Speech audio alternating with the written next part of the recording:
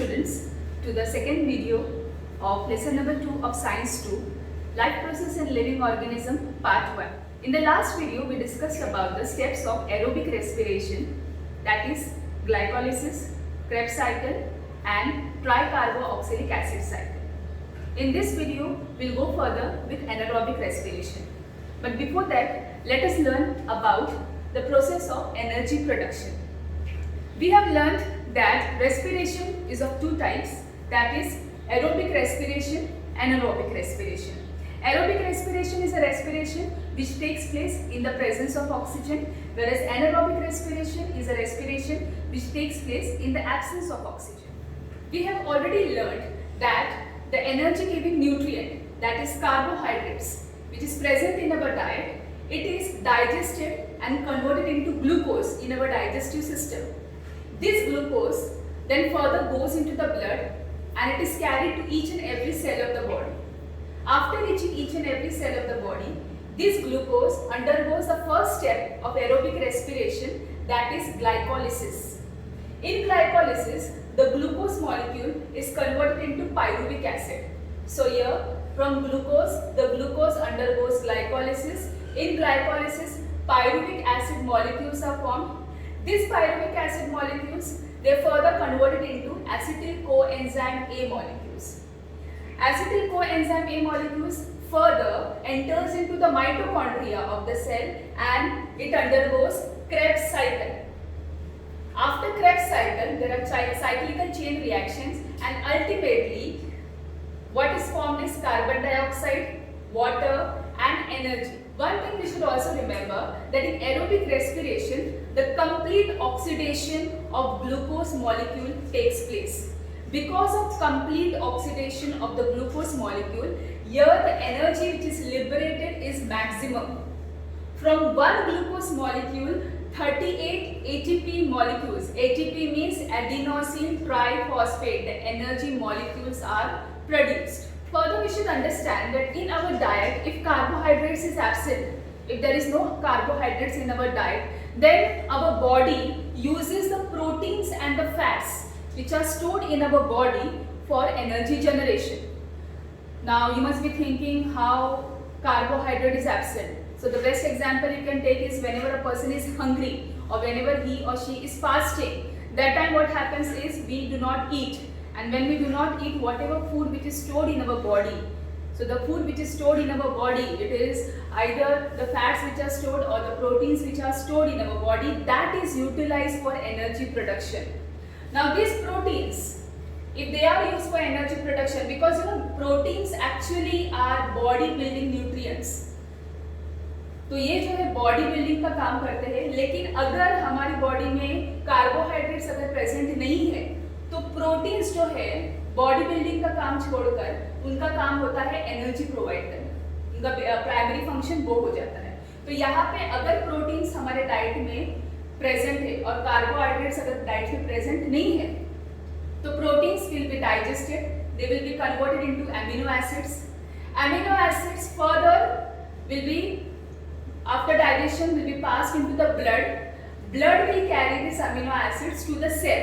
अभी एक बात ध्यान में रखना है कि यहाँ पे मैंने जो है एमिनो एसिड से एरो डायरेक्ट एसिटिल कोएंजाइम ए पे मैंने मार्क किया.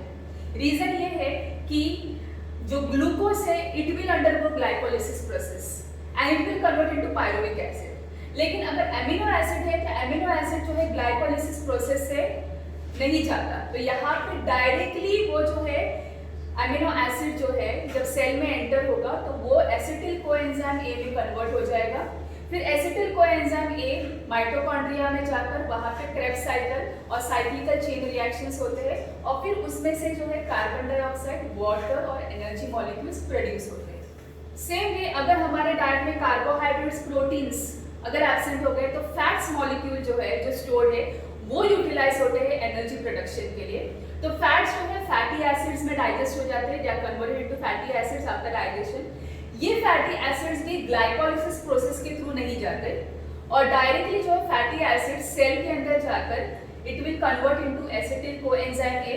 फिर acetyl coenzyme A will enter into the mitochondria, वहाँ पे क्रेब्स साइकिल होगा.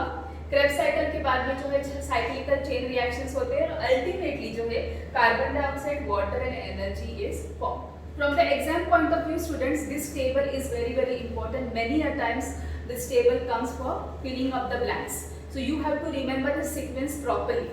In aerobic respiration, if carbohydrate is present, carbohydrates will get digested, it will convert into glucose.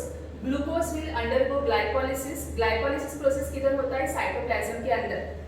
फिर glycolysis से pyruvic acid, glycolysis process में pyruvic acid बनता है. Pyruvic acid जो है फिर एसिटिल कोएंजाइम में कन्वर्ट होता है. एसिटिल कोएंजाइम में फिर माइटोकॉन्ड्रिया में जाता है और माइटोकॉन्ड्रिया में जो है it undergoes Krebs cycle. Krebs cycle के बाद में इलेक्ट्रॉन ट्रांसफर चेन यानी चेन रिएक्शंस होते हैं और वो चेन रिएक्शन के बाद में अल्टीमेटली कार्बन डाइऑक्साइड, वाटर और energy molecules are form. In case अगर हमारे डाइट में कार्बोहाइड्रेट्स अगर एब्सेंट है तो प्रोटीन्स और फैट्स मॉलिक्यूल यूज किए जाते हैं फॉर एनर्जी प्रोडक्शन. प्रोटीन्स जो है डाइजेस्ट होकर एमिनो एसिड्स में कन्वर्ट हो जाते हैं. फिर ये एमिनो एसिड्स जो है सेल में एंटर होने के बाद डायरेक्टली एसिटिल कोएंजाइम ए में कन्वर्ट होते हैं. They will not undergo this particular process that is glycolysis.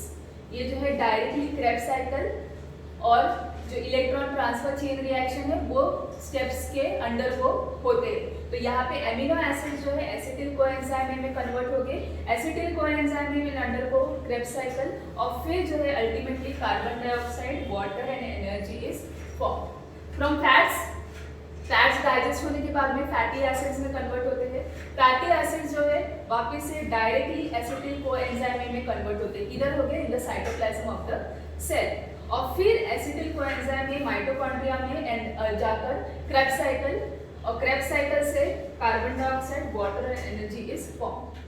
So we should remember that in aerobic respiration there are three main steps. First is glycolysis, second is Krebs cycle and the third is electron transfer chain reaction. Now further we proceed to anaerobic respiration. Anaerobic respiration, as we have already learned, it is a respiration which takes place in the absence of oxygen. Now in anaerobic respiration there are two steps. First is glycolysis and the second is fermentation, which we will be learning now. Anaerobic respiration mostly takes place in those organisms who can survive without oxygen. That is, they are called as anaerobic microorganisms. Certain bacteria, certain microbes, they can survive even without oxygen. So such organisms are called as anaerobic microorganisms. Apart from anaerobic microorganisms, certain aerobic organisms like higher plants, animals, even they respire anaerobically for some time. Now when do these higher plants and animals respire anaerobically? They respire anaerobically when there is depletion. Depletion means when there is scarcity or less of oxygen present. So that time what happens is these aerobic organisms, that is plants and animals, they respire anaerobically. Like for example, sometimes the seeds which are sown into the soil, the seeds they should require sunlight, they require oxygen for their growth. तो seeds में से जब seedling कब निकलेगा? जब उसको soil से nutrients मिलेंगे, वाटर मिलेंगे, साथ में उसको सनलाइट और ऑक्सीजन भी मिलना जरूरी है, तब जो है सीडलिंग स्प्राउट होकर उसमें से सीडलिंग बाहर निकलता है. लेकिन कभी कभार जो है अगर seeds they are completely covered with water, if they are submerged into the water, that time they respire anaerobically. Now if we take example of human beings, in our cells we say that we are aerobic organism because we require oxygen. Without oxygen we cannot survive. But in our body also there are certain cells in certain conditions they respire anaerobically. Like for example RBC, जिसको erythrocytes भी कहते हैं. RBC के अंदर mitochondria बिल्कुल भी नहीं होता. तो माइटोकॉन्ड्रिया नहीं होने की वजह से RBC जो है एनारोबिक रेस्पिरेशन ही करते रहते हैं. सेम वे हमारे बॉडी के जो मसल सेल्स है वो भी कभी कभार एनारोबिक रेस्पिरेशन करते हैं. कब एनारोबिक रेस्पिरेशन करते हैं? जब बहुत ज़्यादा एक्सरसाइज या बहुत ज़्यादा वर्कआउट करने के बाद में हमारे मसल्स को टाइमिंग के लिए, बिकॉज हमें पता है जब हम एक्सरसाइज हैवीली करते हैं तब हम जो है बहुत हैवीली ब्रीथ करते हैं. हैवीली क्यों ब्रीथ करते हैं? क्योंकि हमारी बॉडी को ऑक्सीजन की ज़रूरत ज़्यादा होती है और जब ऑक्सीजन सफिशेंटली मिलने की वजह से क्या होता है, कभी कभार मसल सेल्स जो है एनारोबिक रेस्पिरेशन करने लगते हैं. और ये एनारोबिक रेस्पिरेशन करने की वजह से हमारे मसल्स जो है टायर्ड फील करते हैं। क्यों टायर्ड फील करते हैं? क्योंकि उसके अंदर जो है लैक्टिक एसिड प्रोड्यूस होता है। तो यहाँ पे मैंने कुछ एग्जाम्पल शेयर किए हैं कि एनारोबिक रेस्पिरेशन जो है कौन कौन करता है। Certain anaerobic micro organisms like yeast, bacteria, then there are certain higher plants animals, certain microbes जो बहुत सारे जो है फूड प्रोडक्ट्स बनाने में यूज़ किए जाते हैं, माइक्रोबायोलॉजिकल इंडस्ट्री में यूज़ किए जाते हैं, वो भी एनारोबिक रेस्पिरेशन करते हैं। और इवन हमारी बॉडी के अंदर कुछ सेल्स जैसे मसल सेल्स है, आरबीसी है, वो भी एनारोबिक रेस्पिरेशन करते हैं। तो यहाँ पे ये टेबल के द्वारा हम लोग जो है एनारोबिक रेस्पिरेशन में क्या क्या प्रोडक्ट्स क्रिएट होते हैं, ये ग्लाइकोलाइसिस और फर्मेंटेशन की वजह से क्या क्या प्रोडक्ट्स क्रिएट होते हैं, let us understand that. Now let us understand the process of anaerobic respiration in anaerobic microbes. Anaerobic microbes जो बिना ऑक्सीजन के रेस्पिरेशन करते हैं, उनकी बॉडी में प्रोसेस क्या होता है। तो एक बात ध्यान रखना है कि यहाँ पे एनारोबिक रेस्पिरेशन में glucose is a main energy giving nutrient. तो यहाँ पे जैसे हमने यहाँ पे देखा है एरोबिक रेस्पिरेशन में प्रोटीन्स, कार्बोहाइड्रेट्स, फैट्स, न्यूट्रिएंट्स जो है एनर्जी प्रोवाइड करते हैं। तो एनारोबिक रेस्पिरेशन के अंदर सिर्फ ग्लूकोज जो है एनर्जी प्रोवाइड करने के लिए यूज किया जाता है। तो ये ग्लूकोज जो है, सबसे पहले ये ग्लूकोज हमारे सेल में जाएगा और सेल का ये न्यूक्लियस है। तो ये जो है एनारोबिक माइक्रोब्स के अंदर ये ग्लूकोज मॉलिक्यूल जाने के बाद में साइटोप्लाज्म के अंदर ग्लाइकोलाइसिस प्रोसेस होता है। हमने लास्ट वीडियो में देखा ग्लाइकोलाइसिस प्रोसेस क्या होता है, जहाँ पे ग्लूकोज मॉलिक्यूल को पायरुविक एसिड में कन्वर्ट किया जाता है।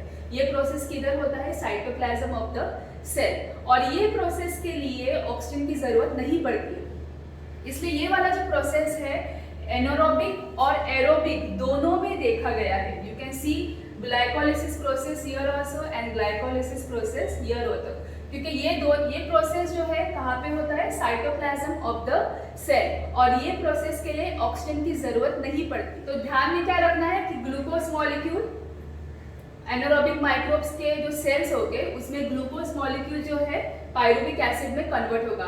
ग्लूकोज मॉलिक्यूल एक 6 कार्बन कंपाउंड है और पायरुविक एसिड एक 3 कार्बन कंपाउंड है।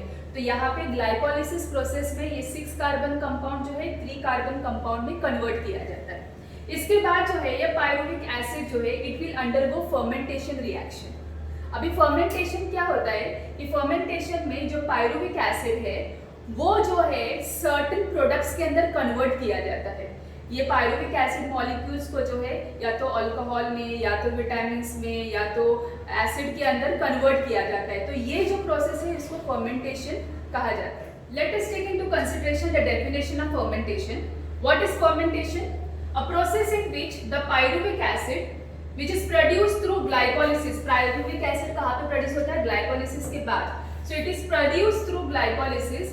It is converted into other organic acids, alcohol with the help of enzymes. This process is called as fermentation. अगर हम लोग एक छोटे से डायग्राम के बेसिस पे अगर इसको समझने की कोशिश करें, ग्लूकोज का मॉलिक्यूल है, ये ग्लूकोज का मॉलिक्यूल ब्रेक डाउन करके पायरुविक एसिड में कन्वर्ट होता है। ये जो प्रोसेस है जहाँ पे ग्लूकोज पायरुविक एसिड में कन्वर्ट होता है उसको कहा जाता है ग्लाइकोलाइसिस प्रोसेस। उसके बाद ये पायरुविक एसिड मॉलिक्यूल जो है it broken down either into organic acids और अल्कोहल और विटामिन्स और अदर प्रोडक्ट्स।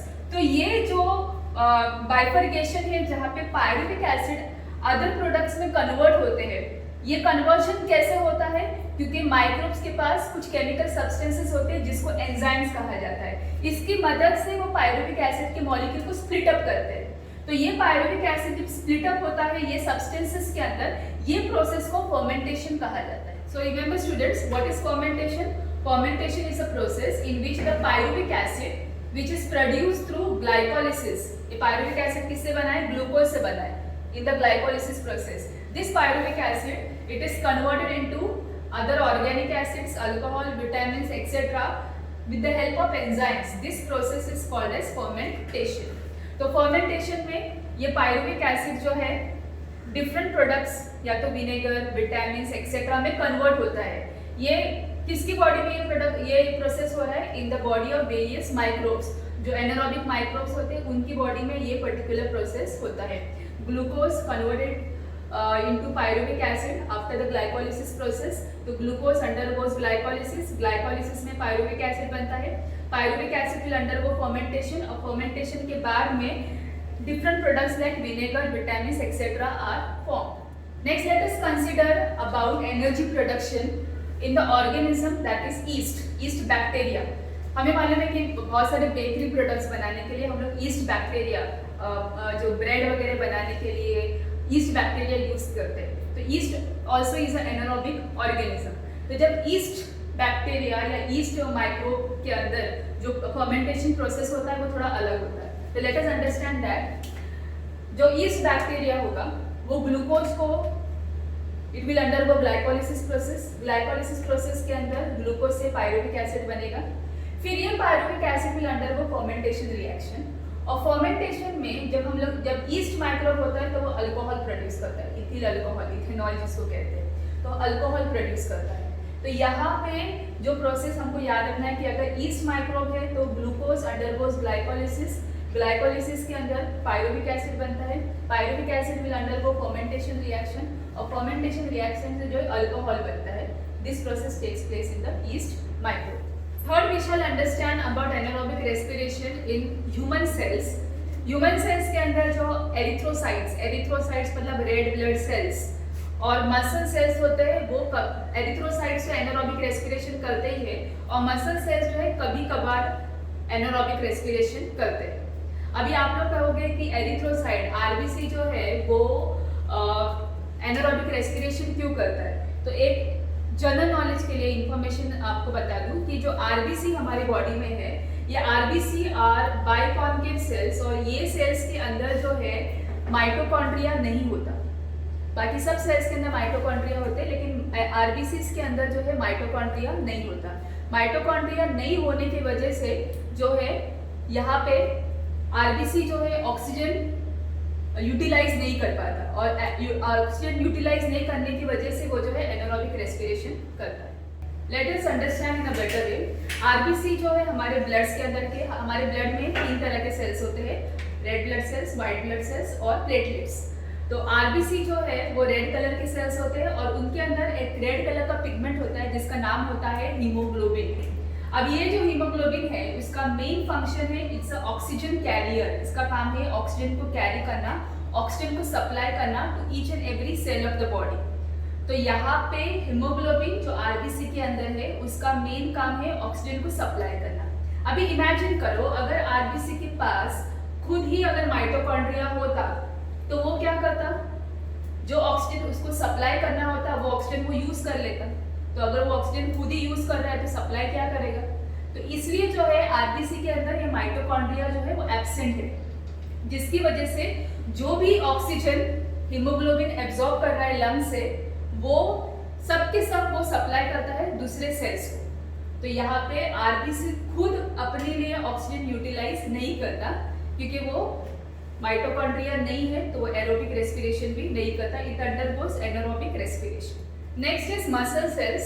जब हम बहुत ज़्यादा फिजिकल एक्सर्शन या बहुत ज़्यादा फिजिकल एक्सरसाइज करते हैं दैट टाइम व्हाट हैपेंस, हमारे मसल सेल्स जो है टाइम बिंग के लिए कुछ टाइम के लिए उनको जो है ऑक्सीजन की कमी हो जाती है.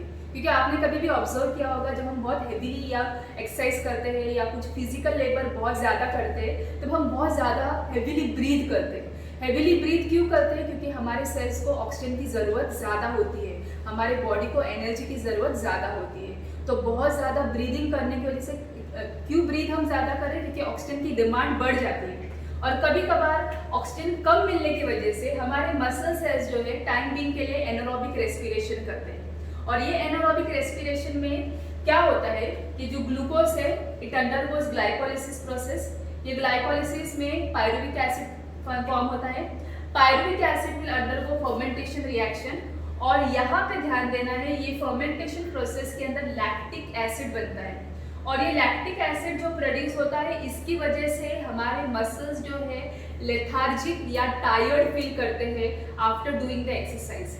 तो कुछ भी फिजिकल लेबर के बाद हमारे मसल्स टायर्ड क्यों फील करते हैं, क्योंकि वो लोग जो है एनारोबिक रेस्पिरेशन कर रहे होते हैं. और ये एनारोबिक रेस्पिरेशन में क्या होता है, मसल सेल्स के अंदर लैक्टिक एसिड फॉर्म होता है और ये लैक्टिक एसिड फॉर्म होने की वजह से मसल्स जो है टायर्ड फील करते हैं.